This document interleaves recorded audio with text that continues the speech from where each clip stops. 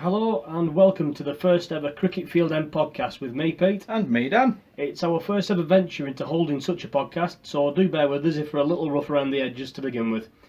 We're looking to get our heads together perhaps once a month and have a chat about all things football, generally Burnley related, but I'm sure as the conversations go on, we'll dip our toes into other clubs along the way. Over the coming weeks, we're going to be loading more content to our page, including some free-to-enter competitions. So do check our pin posts out when they arrive for that. We welcome your feedback and input, so do get in touch with us to air your views, and if you don't already, follow us on Twitter, which is @CricketFieldEnd. The ball goes to 22-year-old Jimmy McElroy, Burnley's Irish international. He takes a tumble as he shoots, but it's a goal. So I think it's fair we only begin with the sad news of the passing of Burnley Football Club legend Jimmy McElroy MBE. McElroy, who had made over 430 appearances for the club, scoring well over a century of goals, is referred to as the greatest ever player to pull on a claret shirt. A Northern Ireland international with 55 caps, adored and idolised by those lucky enough to even see him play. Some have failed to ever forgive the then Burnley chairman Bob Lord for selling Burnley star man to Stoke for a cut price deal of $25,000. Imagine what he'd be worth in today's market. I'm not quite sure you could put a price on him, to be honest. I mean, a title winner, an FA Cup finalist with Burnley. Jimmy Mack was dubbed the brain of the Burnley team in the 60s. An inside forward described as a genius with a ball at his feet. And he's left a name and a legacy that's been passed down through the generations of Burnley fans, quite simply as the best ever. The player he turned down lucrative offers from the likes of Italian side Sampdoria and Argentina's River Plate, all because his wife asked him, why would we ever want to leave Burnley? I mean, a man who made the town his own, and the town adopted him as one of their own. You know, our thoughts with Jimmy's family, at this sad time.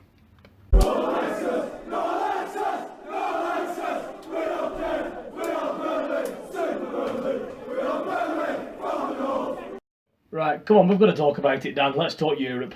Well, it was a great start, wasn't it? I mean, home to Battle of Britain, Burnley vs Aberdeen. I think it was a nice, typical Daesh draw, wasn't it? You know, two hard-working, dogged, difficult to break down teams, and I think it was almost inevitable that they cancelled each other out. You know, I mean, certainly look at the way Aberdeen set up and the way Burnley set up. Almost two very identical sort of setups, really. Yeah, of course they were. I mean, you look at how, people say about Scottish football not, quite up to the grade of the Premier League, but Aberdeen certainly gave a great account of themselves. And like you say, we had to dig deep, dig hard for the result. I mean, to take them to extra time and then do it, just shows how much grit and determination they were willing to fight for that place. Let's face it though, let's get it straight. Aberdeen have been in European qualification a lot more recently than we have. I mean, if there's any team that we're going to be there, it was going to be Aberdeen before us, really. I mean, they've been there quite a few times over the past few seasons, sort of pushing. And I mean, don't get me wrong.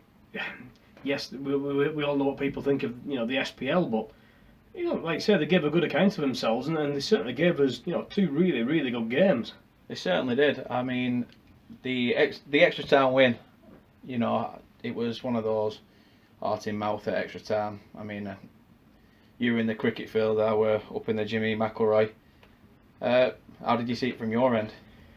I think it's very different. I mean, the same game that you're watching, but I think it's almost two very different perspectives when you've got, over 2,000 very vocal Aberdeen fans absolutely backing their side right until the 120th minute. And fair play to them. They're some fantastic people. I met some really great guys from there. Yeah, credit to Aberdeen for that. Credit to Aberdeen Football Club. It was a really good contest on and off the pitch, really. And I think we'd like to have seen a little bit more of that in the Istanbul and Olympiacos games, but I know you never know. You're not going to get that number of following from overseas, but you just like a little bit more of an atmosphere on these games. But as well, I think Burnley fans could have done a little bit more ourselves to generate a better atmosphere. But I'm going slightly off topic here with the European venture. But what were your thoughts on the Istanbul game? Well, like I say, going to the Istanbul game, it was It was a tough fixture when it came out itself. I think even if you look at the games we've played, Aberdeen, Istanbul, Olympiacos, I think out of every team in that,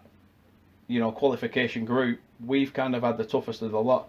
I mean, we faced teams with a lot of history. I mean, I know Istanbul are only quite a recent setup, but you only have to look at the players they've got at the moment. Yeah, you could say, they're mid-30s, blah, blah, blah, but they finished third in quite certainly not a competitive league, but a very tough league. and certainly to finish just outside, Champions League qualification shows just what kind of side they're about. Of course, yeah. I don't think anybody needs to give Olympiacos any introductions. I mean, we've all seen them enough over the years, sort of playing in the Champions League at some of the English clubs over here, and yeah, they've not got great form on English soil, but absolutely fantastic side with huge pedigree and a really fantastic history. Well, let's speak about the Olympiacos game. I mean, it was a very, very tough game for us to take. I mean, look at the chances we had in that game. I think certainly coming into the home leg 3-1 down, it was always an uphill challenge. Now when I've come home recently from a break and I watched the Olympiacos game back, and it was just unbelievable to watch the chances after chance after chances that we had. And Vaux in particular, he had two fantastic chances in the first half. One in particular, a header that he flashed wide from probably 4 or 5 yards out, and then right at the start of the second half, he had one where he's curled this superb effort onto the the outside of the post, and you think on another day these chances would be going in. You'd be beating Olympiacos 3-4-5-0 on another day, but it just wasn't our night whatsoever. No, it weren't. I mean, it was great. The run was great. It was something we'll enjoy and always remember, especially people of mine and your own age, especially. We'll remember that and cherish that. And who knows? I mean, there's still years left in us. We might see him do it again. Just hope it doesn't last another 51 years before we see it again. But we've had some stick from other fans that you didn't reach the group stages, this, that, and the other. But let's face it, we've had a run in Europe which none of us would have ever foreseen us ever achieving. We've waited, like you're saying, there's been 2 generations of fans who've never seen this, and we've only ever heard parents and grandparents speak about this. We've seen Burnley play European football. I don't care what anybody says, and let's face it, after all said and done, we didn't lose to Trelleborgs.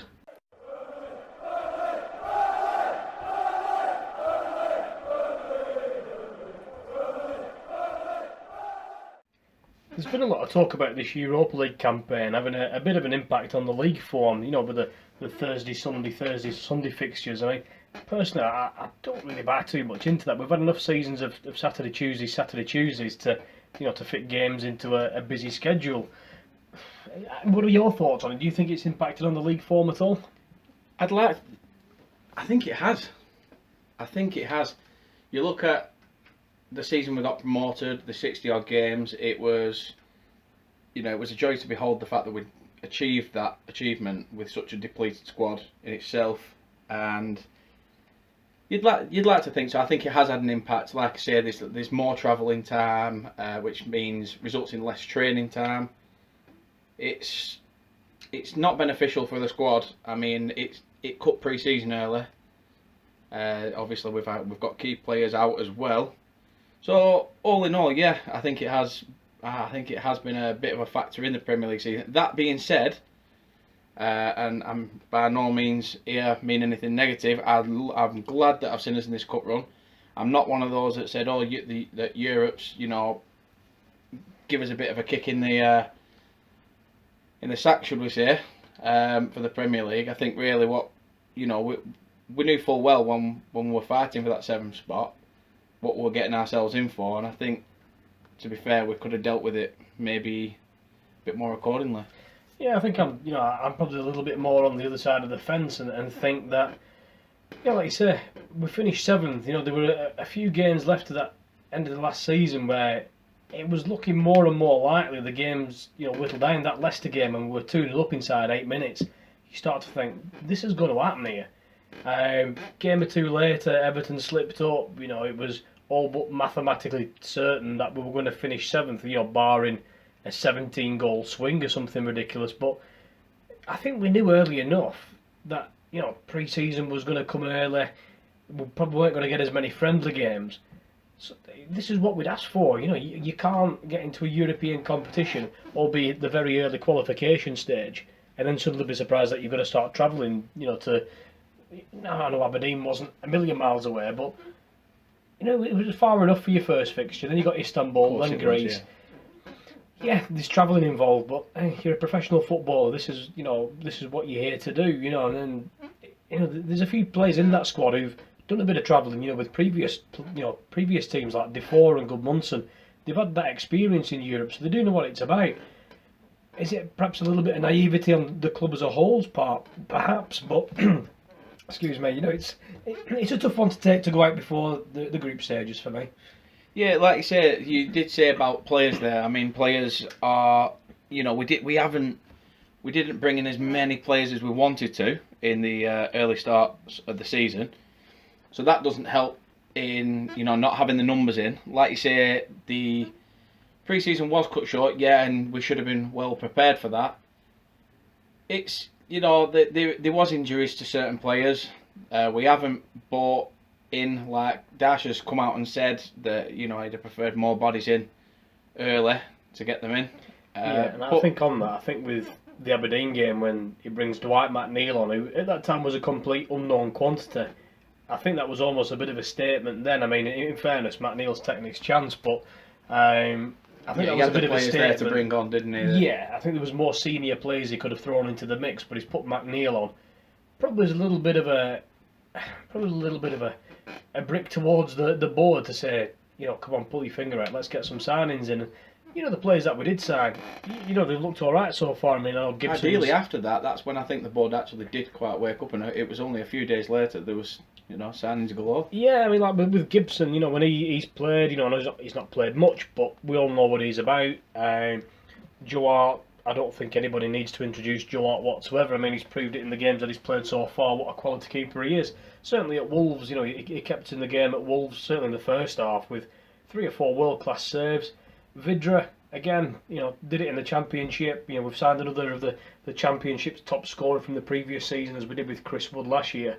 I just don't think we've seen enough of Vidra, but he certainly seems like he's champing at the bit to get his chance and really sort of shows what he's about. And I think he offers a little bit different from what the likes of Wood, Barnes, Vokes can offer us. He's clearly got pace to burn, so I'll throw him in. Let's go for something different, because whatever it is at the minute isn't working. I did say that against Wolves when we, I'd have personally kept Vokes and Barnes up top, played Vidra just behind, take off. I'd have probably took off Cork in that game. I don't think Cork was very strong in that Wolves game for me. I'd have potentially took him off, kept Hendrick sat in that, sitting midfield role, and I'd have let Vidra kind of have that run between the midfield and just behind the 2 strikers. I mean, you have the likes, like you say, of bullying strikers in Vokes and Barnes. So why not they try to hold it up? We get Vidra involved. Vidra can hit them. We know that he played behind the striker at Derby. He has got bags. He's got goals. He's got it. He's got it in abundance. But it's whether he can do it in the team that we've got at the moment and the confidence as it is. I think that's the thing. I think we just need a scruffy 1-0. We need it to go off somebody's backside and just get that monkey off us back and just start going back to basics. You look at last season was built on. A lot of teams have said scraping 1-0 margin victories, but if someone says to me you're going to win 14 games by a 1-0 margin or a 2-1 or a 3-2, bring it on. If you're winning games, you're winning games. It doesn't matter how they come. It doesn't matter whether it's a 1-0 or a 5-0. A win's a win. Let's get back to basics. Solid foundations at the back. Just build from there. Bit of creativity in the middle. Cork or Hendrick or Westwood or whoever it may be, sat just in front, mopping up. It worked brilliantly last season. We just seem to have forgotten how to burn, which is a little bit of a worry. Yeah, we're only 4 or 5 games in. It's very early days, and we all know how Palace, started last season. 8 defeats, no goals scored. Manager sacked after 4 games, and then they finished comfortably mid-table and nowhere near relegation. So could that happen to us? Absolutely, it could. It could also work the other way, and you don't want that worry of being in a relegation dogfight come sort of December, January, and then trying to get the right sort of players in and convince them that they can come in and make a difference to a team what at the minute looks very, very low on confidence. Exactly. I mean, like I say, it was Wolves this weekend. Had just gone. We had the home tie against Man United, which I thought then, the fact that we're playing Manchester United would have kind of spurred the team on for a bit of a push. Like you say, Joe Hart really did keep us in that game. He kept us in the first half against Wolves. If we're to move on from them past games then, We look at now the next 2 games: Bournemouth at home, Cardiff away. What do you think? Where Yeah, I mean, you got Bournemouth, Cardiff, and then is it Huddersfield after that? So yeah, I think so. You got 3 very, what you'd look at paper, winnable fixtures. At the minute, though, I just worry about not so much where the next goal is going to be scored, but where it's going to be created from. Lennon, for me, looked very out of sorts on Sunday. I'd have to agree.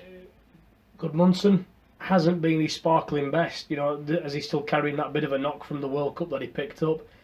I don't know, I mean, we're clearly very thin on the grounds in terms of creativity, but you can't just rely on getting Defoe and Brady back fit to make this team tick again. Somebody's got to roll up the sleeves and really pull this team out of the mire at the minute, because we just look void of all confidence. I mean, Bournemouth got off to a belting start, pretty much like we did last season. They were beating teams, Yes, they looked good going forward. I mean, you go back 12 months and you think we were absolutely flying, and up until Brady getting injured, we're playing some absolutely superb football. But now we just sort of look at this team, and it's almost like you got people looking at each other, scratching their heads, almost like, well, are you not doing that? It's like someone needs to take management of this team. Somebody central, like your Jack Corks, your Westwoods. They're experienced players. Take a game back, scruff at neck, and whip these lads into shape, and just get back to basics. Well, yeah, you do see a lot of teams, including at international level, that Joe Hart has played for, have said that he's a very good and very strong voice in the dressing room, and it kind of shows. I mean, you look at what Sean Dyche has come out in these past few games and said, we're under a fog. We need to kind of get back to basics, like we've stated. Tsunami, never mind a fog. Oh yeah, definitely. But Joe Hart he just hit the nail on the head. Really, he came out and said, we're not us, we aren't us, and it looks like we're a million miles away from getting a result. It's Joe not Hart, good enough. Yeah, he called a spade, and he said it as it is.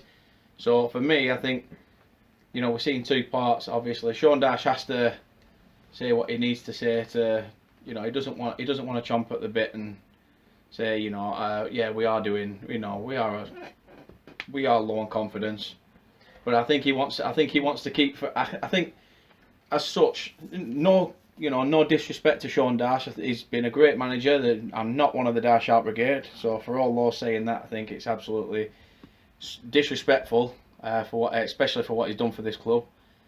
What I'm saying is, in terms of keeping up fans' faith, I think that's why he's having to say what he needs to say. Where Joe Hart's telling us what we all kind of know and what we all feel. Yeah, I mean, again, I'm by no means in this Dyche out brigade whatsoever, but not wanting to sound controversial, how long does he get? How long realistically do you give Burnley's best manager for generations?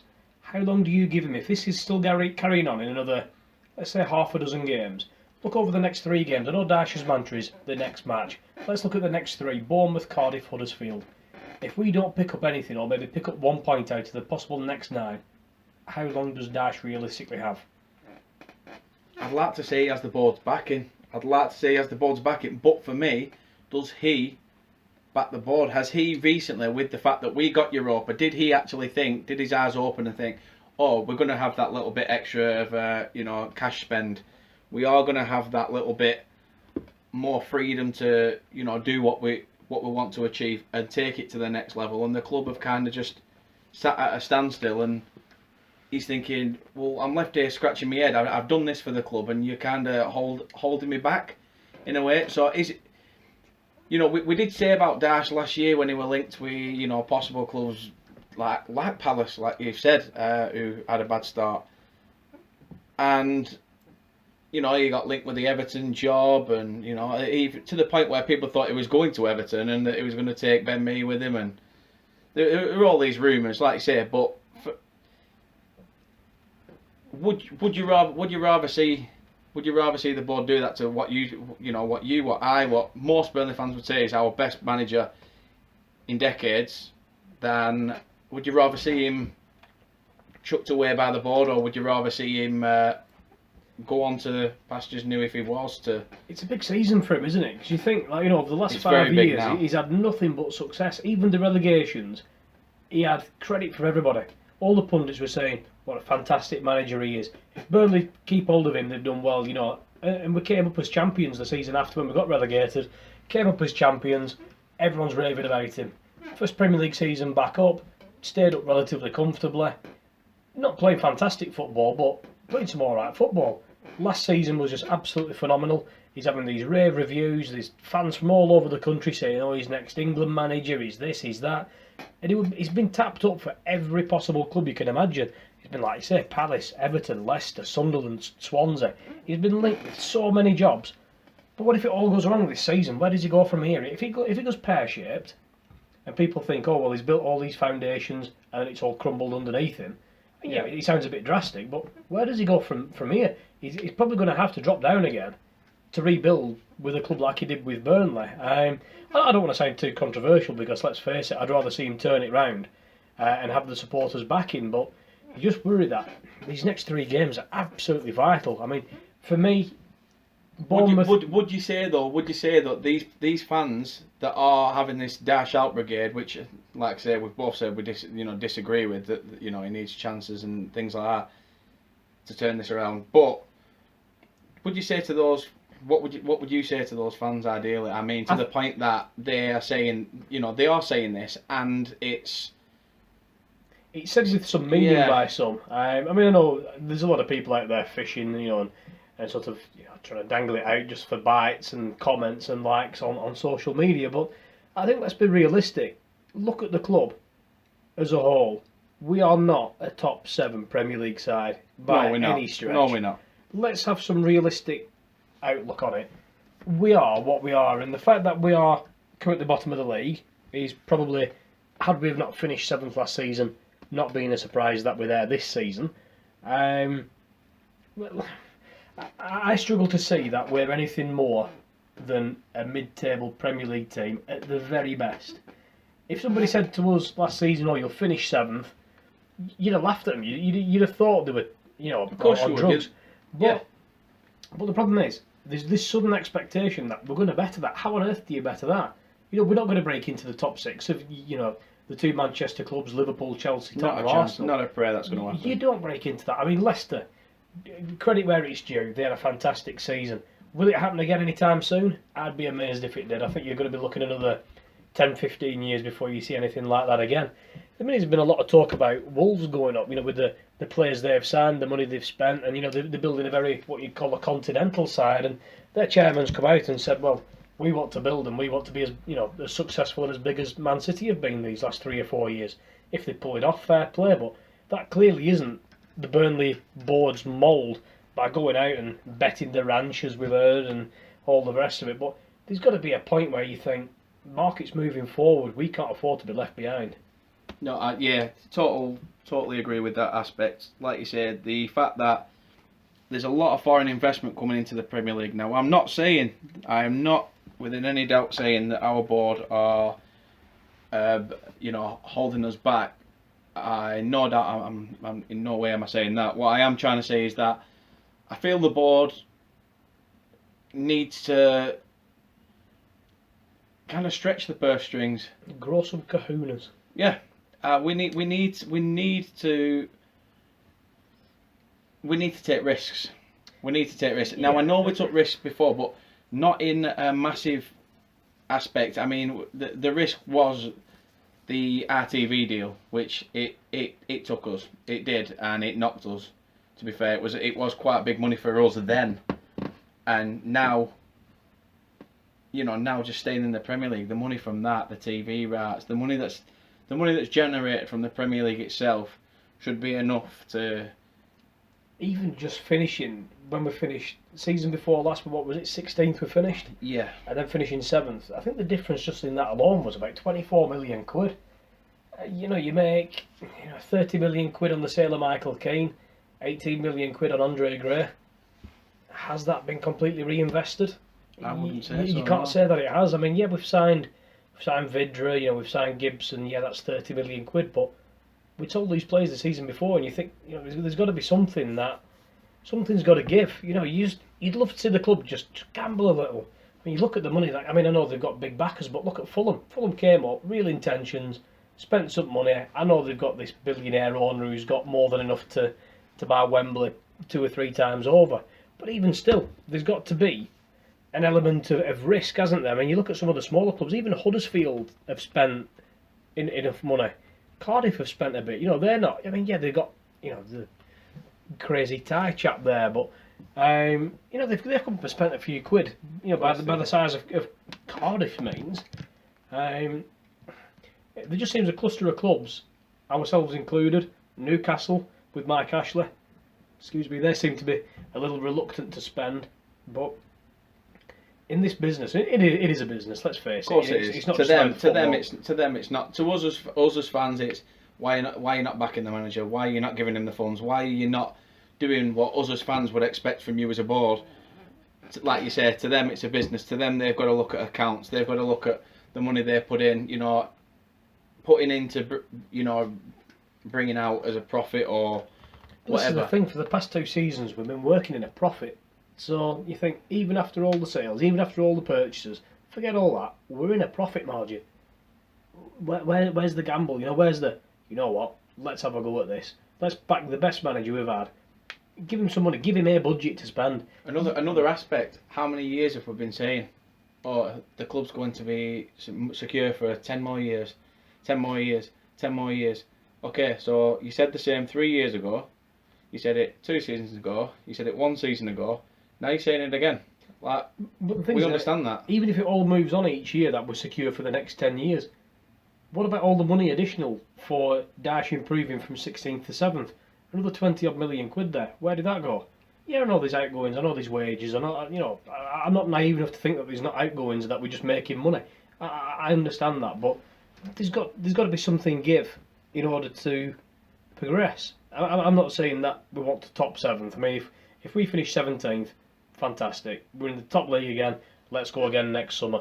But come on, move forward. We can't get stuck in a 2013-14 transfer market when 2-3 years ago there weren't these astronomical fees. But it's gone crazy. It's the way it's gone. Of course it has. And we've got to keep up, or else we'll drop and we'll get left behind. Well, another aspect of the transfer market, I'd have to say that you see, like you've mentioned, Fulham, Wolves.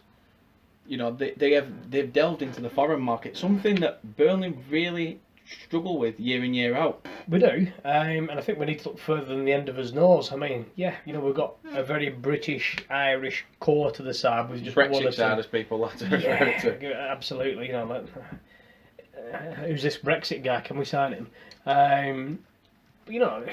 This a quality market out there of foreign players. I mean, look at Southampton. They've got a very British core, but some of the foreign players they've brought in have been absolutely fantastic. The likes of Lemina and Højbjerg. There's some real quality players there from overseas, and I think we just need to be setting up a scouting network a little bit further than these shows. There's a lot more players out there than what we perhaps realising. I mean, yeah, I'm sure the club have had a look, but we need to do more than just looking on YouTube and sort of seeing what's out there. Get out there, do some proper scouting.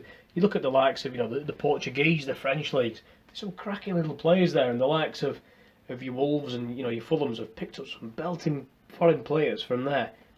Get them in. If they make a difference, why not? Let's have a punt. Why not? I've got a question to put to you personally, and I want you to tell me from your point of view, on foreign players that we've brought in, which ones do you think have been successful?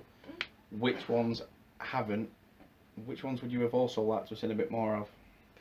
I think the obvious one, which fits into sort of 2 of them 3 questions, is Stephen Defoe. Technically, one of the best players we've seen here, if not the best player we've seen here, certainly in my lifetime. Definitely. His vision and his touch is just something else.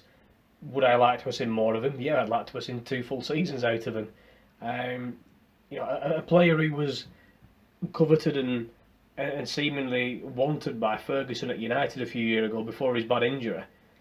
That speaks volumes for me. Of course it does, it says it all. But yeah, I mean, certainly on the flip side of that, I think Remco van der Schaaf's one that was a bit of a strange one. We certainly didn't see enough of him. We saw him at Sheffield Wednesday, that first game of that season, and then that was that. We also saw Diego Penny picking quite a few balls out the back of the net. Yeah, I think Penny by name, Penny by Burnley Board's nature, but I think Defoe's the standout one. Gudmundsson been a great player for us so far. I think he's one of the players certainly last season stood out by a country mile. Like I say, I think there's options out there in that foreign market that yeah, we all bleat on about, oh, there's too many foreigners in this league, but I think that sort of goes against the grain for what Burnley stand by with all these British and Irish players that we've built this, really successful team on. But then I think you just need to take it to that next level that you think if there's a bit of quality out there in Europe or Africa or Americas, wherever, take a punt. There's more out there. So there's more out there than just the British Islands. So let's go and have a look. Well, yeah, I mean, before the likes of Stephen Ward and Charlie Taylor, for me, Christian Calvinez, I thought he was quite a solid player. left back. Yeah. Helped us definitely in the 2009 season. Big player at left back. I'd like good to characters as well. Yeah. I mean, Daesh has a big thing about signing characters, and I'm sure let's go back to the however you pronounce his name. Sorry if I get this wrong, but Jelly Vossen. That was a very surreal moment. You've got obviously he's come through the door. He's looked at what it is. Said, "Yeah, I'll sign a contract." And then someone said, "Come on, okay." And out the door he's gone. I think that was possibly down. I've read somewhere that it was possibly something to do with. Was it a Belgian team he went to? I think there was 2 Belgian teams that just simply wouldn't deal with each other, and I think that was the only method that they could sign him back was by going through another club. But yeah, strange one. Clearly, wasn't going to fit into the Burnley mould by the looks of things. No, he's one of those where I probably would have liked to have seen what he would have done for the club, just to see what he would have done. Whether he would have helped. I mean, didn't we sign in the season we got promoted?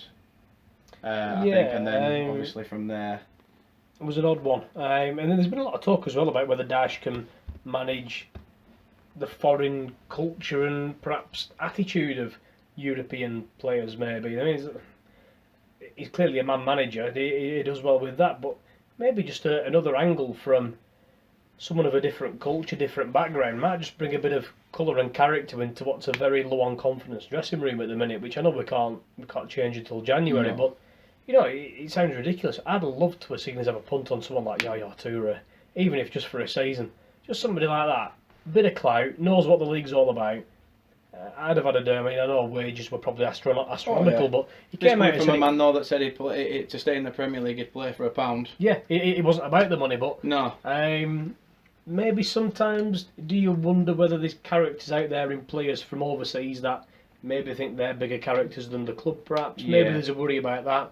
Certainly fitting into the culture of what Daesh has made here in terms of roll your sleeves up, hard working, grafting teams. Is Toure that kind of player? You don't want Perhaps those players in that are going to potentially look at your club as this is a stepping stone for greater things. Yeah, and I think looking at another one, he's someone like Anthony Knockaert. Undoubtedly fantastic player. Great little player, Brilliant. good up ball, Brilliant player. creative. But Christ, can he sulk? Would he come here? No, Daesh wouldn't have somebody like that here. No. Not with the way that he sits up bench when he gets subbed, sulking, throwing jumpers about, kicking bottles over.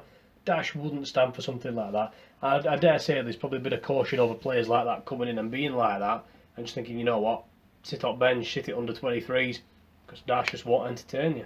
Speaking of sitting in on the 23s, obviously Patrick Bamford was one of those that like to have a little whinge. So Enjoyed crying in his car, didn't he? But yeah, sad for him. Bad injury at Leeds, but never mind. So anyway, I think that should be all for our first instalment of this podcast. I mean, I think we should finish off though with your predictions for this campaign. I mean, we've already started. It's going to be a long one, isn't it? It's a tough one. For me, next 3 games are vital. If I say it now, I want 6 points out of these next 3 games. Don't care how they come, don't care how scruffy it is, don't care how bad the football is. We need some points on that board. We need to be, for me, by the time we're doing this next podcast, I think we need to be 7 points on the board at least. So I'd rather not lose to Eddie Howe, but if it means beating Cardiff, beating Huddersfield, I think I'd take that right now. We just need some points on the board. I'd love 9 points from these next 3. I'd absolutely love 3 points from each game, but it's a tough ask against a very good Bournemouth side at the minute with the likes of Wilson, Fraser, King. They look fantastic up front, them 3 together, but we shall see. But longer term predictions, I think we'll just about be alright. I think it's going to be a tough season. I can see a 16th, 17th place finish. Well, I'd happily say the same. I'd say 16th, 17th. I'd have said that prior to the season starting, to be quite honest. 7th, like you say, 7th position was one of those out of the blue things that I don't think we'll achieve now for, at least a few seasons, maybe. You know, I'd like to say that we do it. You know, that we're going to turn things around. The teams are going to falter, and we're going to finish up there. I can't see it, but yeah, for me, I'd have to say 16th, 17th. I'd be happy with that. It's the safety in the Premier League. I'll be happy with that. I also agree with points against the next three teams because we have Man City after that, so it's going to be a big. You've got to beat the teams around you. Yeah, of course we do. But you know, on the flip side of that, I'm sure Cardiff, Huddersfield, Bournemouth will all be looking at this exactly the same as we are. You've got to beat them teams around you. You know, it's going to be the same approach. You'd just like to see a little bit more endeavour, a little bit more graft, a little bit more of the last 2 seasons from this Burnley team in the next couple of games. So here's hoping. Fingers crossed. Anyway, Absolutely. That's our first podcast, Pete. First one. How did you think it went? Not a bad start, I don't think. I'm sure we'll sharpen up as we're going through. You know, we'll see how we go. Like you said at the start of the podcast, we're gonna have some competitions and things for the followers to enter with some good free giveaways. You know, there's no catches. It's just stuff that we're gonna cast out there for people to try and win. You know, as you said, we appreciate feedback. You know, if anybody wants to appear on a podcast with us and air your views, get some thoughts and comments across, absolutely get in contact with us. You know, we'll get you on board. We've mentioned previously on numerous tweets that we're working closely with Turf More Loyal. Really good page, really good lads who run that. We're trying to work with the club to generate a little bit more of the atmosphere that we've experienced in the past couple of seasons to really ramp it up a bit and get behind this team. So really get behind the team, guys. You know, they really do need your support, and we'll be there in the cricket field and banging the proverbial drum to get the support going and see what we can do. Yeah, so thanks again for those listening. If, like I say, do follow us. It's at Cricket Field End, and that's on Twitter. It's at Cricket Field End. Thank you for listening. If you got this far, thanks for your time, and we hope to see you next time. If you've not fallen asleep, you've done fantastic. Thanks for sticking with us.